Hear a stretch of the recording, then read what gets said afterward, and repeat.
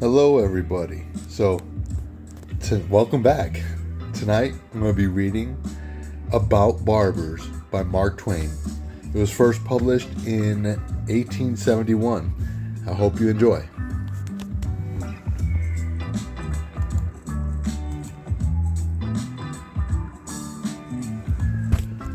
All things change except barbers, the way of barbers, and the surroundings of barbers. These never change. What one experiences in a barbershop for the first time he enters one is what he always experiences in barbershops afterward, till the end of his days. I got shaved this morning as usual. A man approached the door from Jones Street as I approached it from Main. A thing that always happens. I hurried up, but it was of no use. He entered the door one little step ahead of me, and I followed in on his heels and saw him take the only vacant chair, the one presided over by the best barber. It always happened so. I sat down, hoping that I might fall heir to the chair belonging to the better of the remaining two barbers, for he had already begun combing his man's hair, while his comrade was not yet quite done rubbing up and oiling his customer's locks. I watched the probabilities with strong interest. When I saw that number 2 was gaining on number 1, my interest grew to solitude. When number 1 stopped a moment to make change on the bath ticket for a new corner and lost ground in the race, my solitude rose to anxiety. When number 1 caught up again, and both he and his comrade were pulling the towels away and brushing the powder from their customers' cheeks, and it was about an even thing which one would say next. First, my very breath stood still with the suspense. But when, at the culminating moment, number 1 stopped to pass a comb a couple of times through his customer's eyebrows, I saw that he had lost the race by a single instant, and I rose, indignant, and quitted the shop to keep from falling into the hands of number 2, for I have none of that enviable firmness that enables a man to look calmly into the eyes of a waiting barber and tell him he will wait for his fellow barber's chair. I stayed out 15 minutes and then went back, hoping for better luck. Of course, all the chairs were occupied now, and 4 men sat waiting, silent, unsociable, distraught, and looking bored, as men always do who are waiting their turn in a barbershop. I sat down in one of the iron-armed compartments of an old sofa and put in the time for a little while, reading the framed advertisements of all sorts of quack nostrums for dyeing and the coloring the hair. Then I read the greasy names on the private bayroom bottles, read the names and noted the numbers on the private shaving cups in the pigeonholes, studied the stained and damaged cheap prints on the wall of battles, early presidents, and voluptuous recumbent sultanas, and the tiresome and everlasting young girl putting her grandfather's spectacles on. Execrated in my heart and cheerful canary, and the distracting parrot that few barbers' shops are without. Finally, I searched out the least dilapidated of last year's illustrated papers that littered the foul center table, and conned their unjustifiable misrepresentations of old forgotten events. At last my turn came. A voice said, "Next," and I surrendered to number 2, of course. It always happened so. I said meekly that I was in a hurry, and it affected him as strongly as if he had never heard it. He shoved up my head and put a napkin under it. He plowed his fingers into my collar and fixed a towel there. He explored my hair with his claws and suggested that it needed trimming. I said I did not want it trimmed.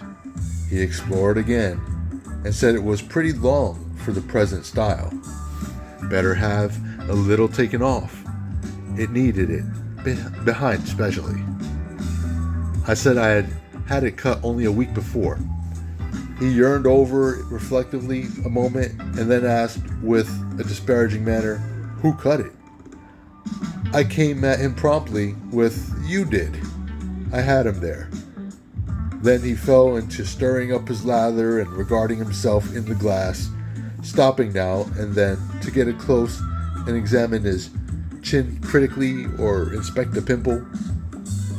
Then he lathered one side of my face thoroughly and was about to lather the other when a dog fight attracted his attention, and he ran to the window and stayed and saw it out, losing 2 shillings on the result in bets with other barbers, a thing which gave me great satisfaction. He finished lathering and then began to rub the suds with his hands.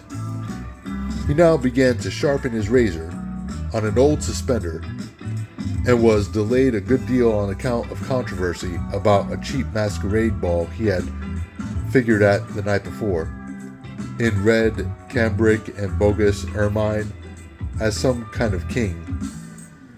He was so gratified with being chaffed about some damsel whom he had smitten with his charms that he used every means to continue the controversy by pretending to be annoyed at the chaffings of his fellows.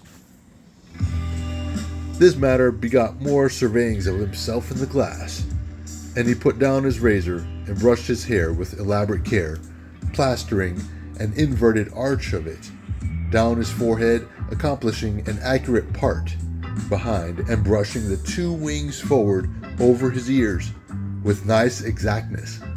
In the meantime, the lather was drying on my face and apparently eating into my vitals. Now, he began to shave, digging his fingers into my countenance to stretch the skin and bundling the tumbling my head this way and that as convenience in shaving demanded. As long as he was on the tough sides of my face, I did not suffer. But when he began to rake and rip and tug at my chin, the tears came. He now made a handle of my nose to assist him shaving the corners of my upper lip, and it was by this bit of circumstantial evidence that I discovered that a part of his duties in the shop was to clean the kerosene lamps. Ugh. I had often wondered in an indolent way whether the barbers did that or whether it was the boss. About this time, I was amusing myself trying to guess where he would be most likely to cut me this time. But he had got ahead of me and sliced me on the end of the chin before I got my mind made up. Ugh. He immediately sharpened his razor. He might have done it before. I do not like a close shave and would not let him go over me a second time.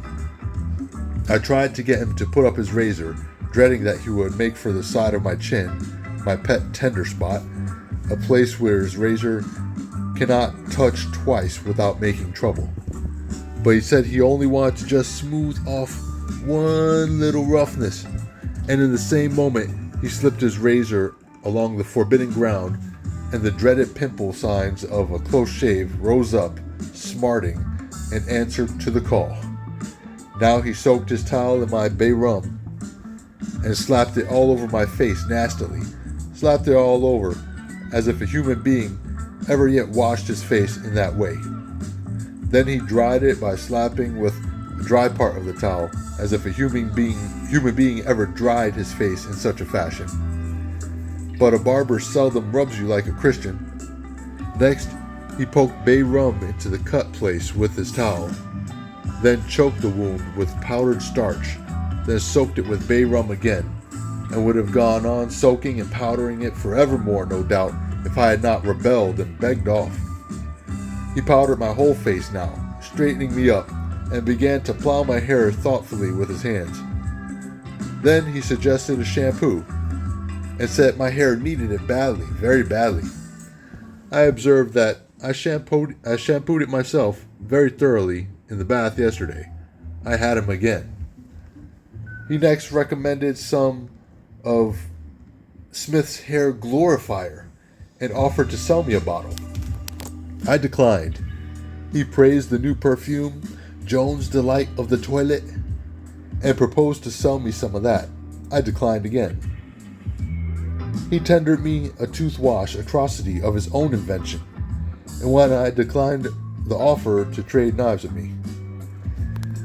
He returned to business after the miscarriage of his last enterprise, sprinkled me all over, legs and all, greased my hair in defiance of my protest against it, rubbed and scrubbed a good deal of it out by the roots, and combed and brushed the rest, parting it behind and plastering the eternal inverted arch of hair down on my forehead. And then, while combing my scant eyebrows and defiling them with pomade, strung out an account of the achievements of 6-ounce black and tan terrier of his, till I heard the whistles blow for noon, and I knew I was 5 minutes too late for the train. Then he snatched away the towel, brushed it lightly about my face, passed his comb through my eyebrows once more, and gaily sang out, "Next!" This barber fell down and died of apoplexy 2 hours later. I am waiting over the day for my revenge. I am going to attend his funeral.